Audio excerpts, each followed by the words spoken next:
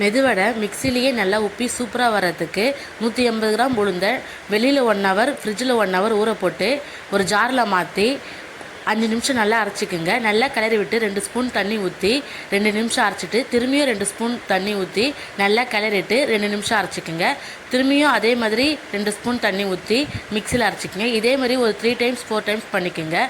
மாவு அரைச்சதும் ஒரு பவுலில் மாற்றி இஞ்சி, பச்சை மிளகாய், உப்பு, பெருங்காயம் சேர்த்து நல்லா மாவை கையால் நல்லா பிசைஞ்சிக்குங்க. நல்லா உப்பி வதுற மாதிரி ஒரு பாத்திரத்தில் எண்ணெய் ஊற்றி எண்ணெய் நல்லா சூடானதும் மாவை நல்லா கையை ஈரம் பண்ணிக்கிட்டு மாவை எடுத்து ஓட்டை போட்டு கட்டை விரலால் தள்ளுங்க. இதே மாதிரி எல்லாத்தையுமே செஞ்சு எடுத்துங்க. சூப்பரான மெதுவடை ரெடி ஆகிடும். அருள் குக்கிங் சேனலை லைக் பண்ணுங்கள், ஷேர் பண்ணுங்கள், சப்ஸ்கிரைப் பண்ணுங்கள். தேங்க்யூ ஃபார் வாட்சிங்.